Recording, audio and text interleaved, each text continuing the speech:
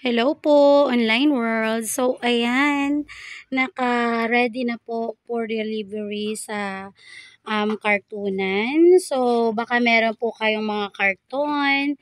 Bumibili po kami ng mga karton, 3 pesos per kilo po. Dito po sa egg tray, ayan, ang kilo po natin dito ay piso per kilo po. Kasi ano po siya, malambot po siya na uri ng papel. Ayun.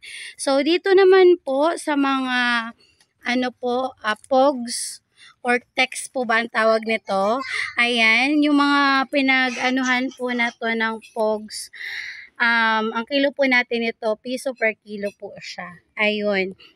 Tapos po, sa mga karton po na mga basa, ayun, piso per kilo lang po siya kasi binibilad po natin siya para matuyo bago po natin ibiyahe sa kartunan. So, ayun, baka meron po kayo, just message me lang po. At pag nagkasundo po tayo sa presyo, pipick upin din po namin kaagad.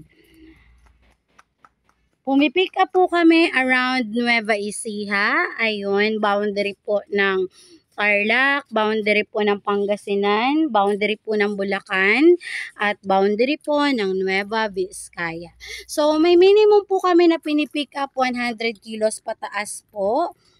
Pero kung ang ibebenta nyo po sa amin ay wala pa pong 100 kilos, ayun, pwede po naming isabay, dadaanan po namin kapag po may pick up po kami sa inyong location. Ayun. So, just message me lang po kung saan po yung location nyo at kung kaya po naming abutin, ayun, pupuntahan din po namin kaagad.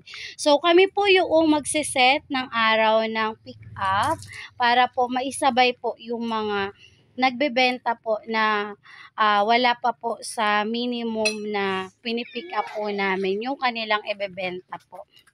So, ayun, flex ko lang po yung aming hanap buhay. Ayan, bumibili din po kami ng mga sirang appliances, ganon.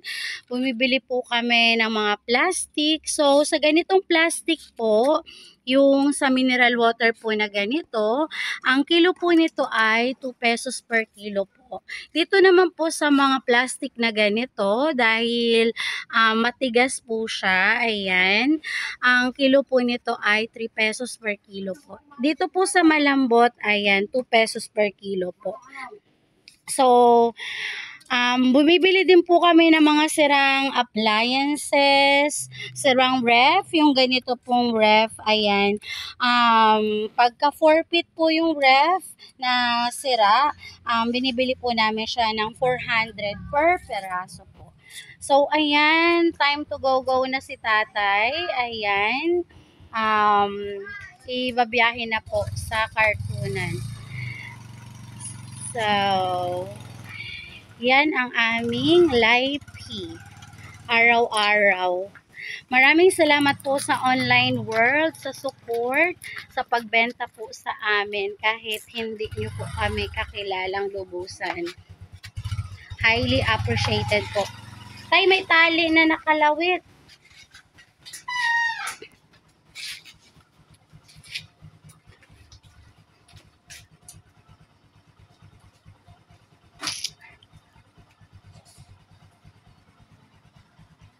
So, time check, it's already 12 po ng tanghali. Dito po sa Pilipinas, ayan.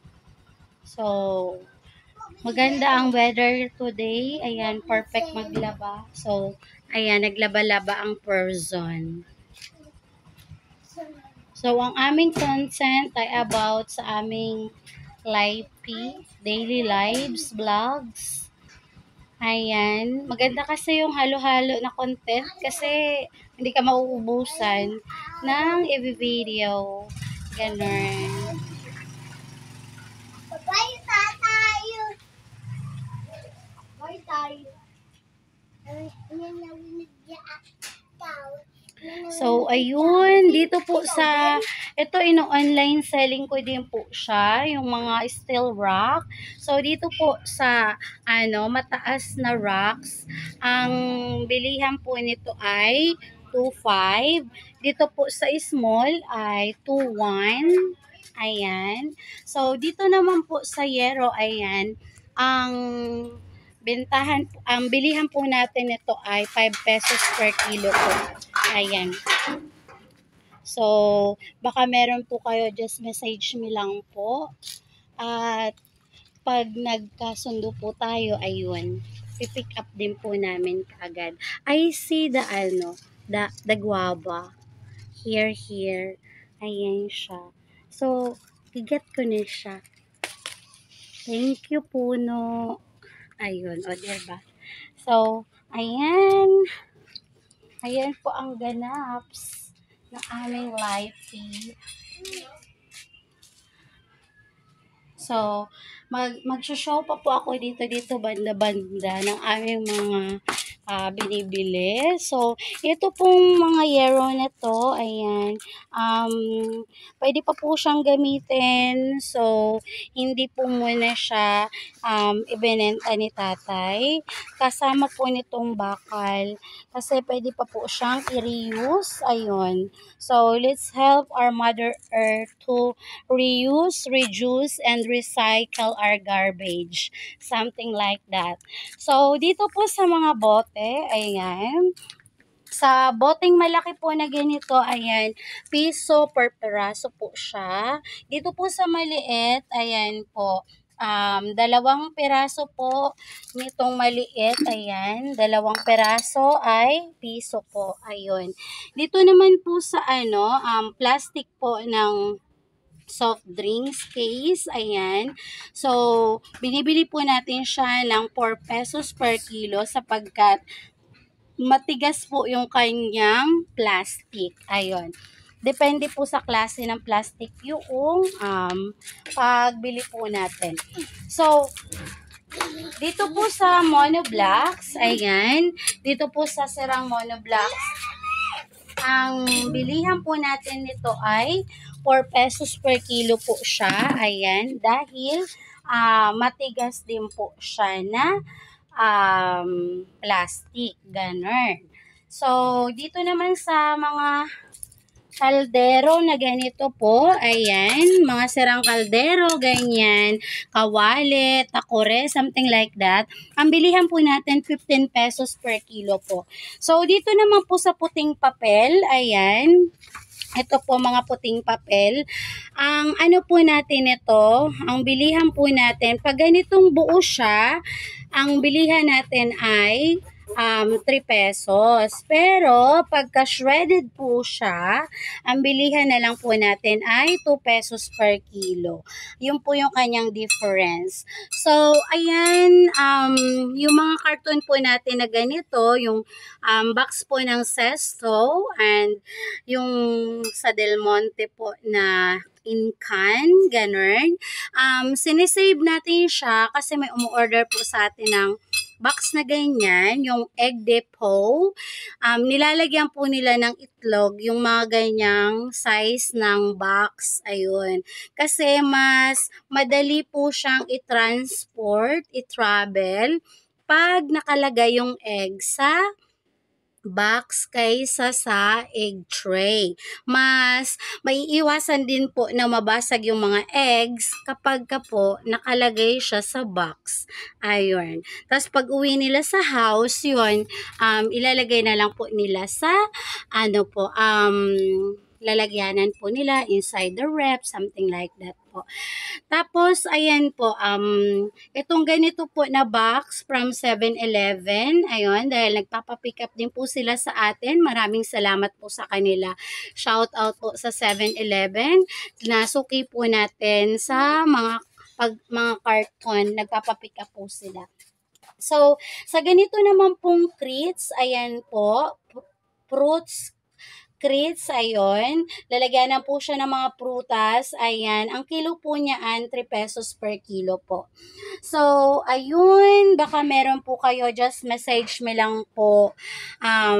Pumipick up po kami around Nueva Ecija, boundary po ng Tarlac, boundary po ng Pampanga, boundary po ng Bulacan, boundary po ng Pangasinan, at boundary po ng Nueva Vizcaya.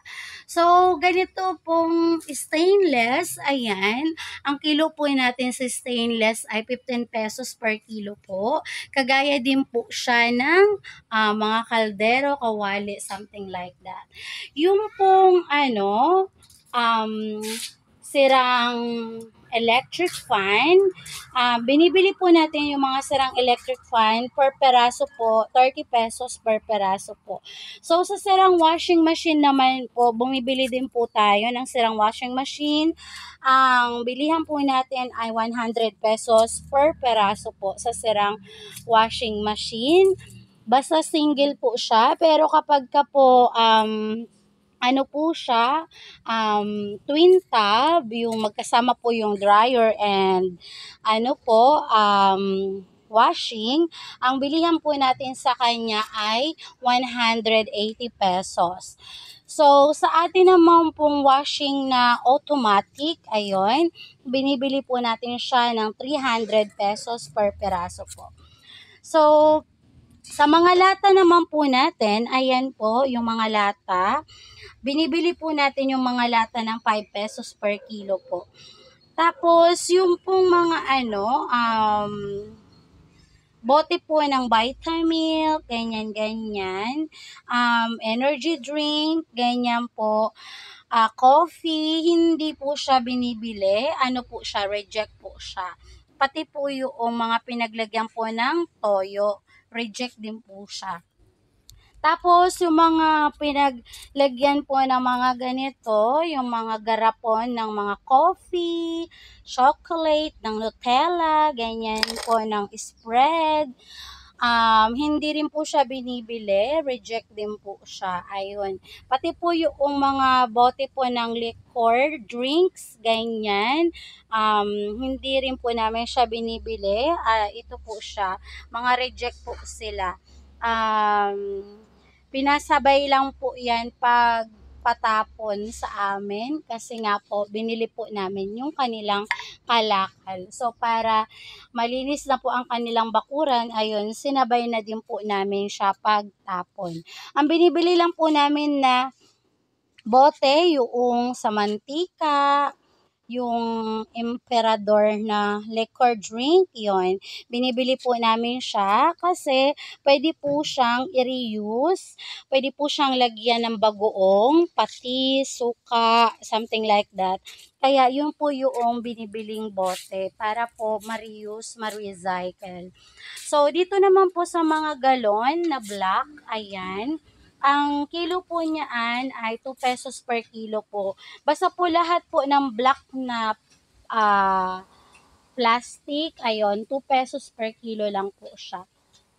Ayun naman po yung rock, ayun, steel rock na nabibili online, ayun. Ang bilihan po niyaan ay 10 pesos per kilo po kasi po bakal po siya. So, nakalagay lang po siya dyan in case na meron pong maghanap, ayun, available po siya, ayun. Pero hindi na po siya 10 pesos per kilo ang benta po namin. So, pwede rin siyang 500 pesos, ganon. Pwede rin siyang barter na lang. Halimbawa, kapalit ng bigas, ulam, ganyan. Pwede din po yun. Nung unang panahon, uso yung barter. So, pwede pa rin natin siyang gawin ngayong panahon kasi hindi ka nagagamit ng pera. Ano na lang, palitan na lang ng produkto. So, ayan, yung mga ref tab naman, binebenta rin po namin siya. 180 pesos per peraso po yung ref tab. So, yung ref tab na yan, pwede nyo pong lagyan siya ng water pang swimmingan ng mga kiddos. Ayun. Pwede rin po siyang gawing plant box.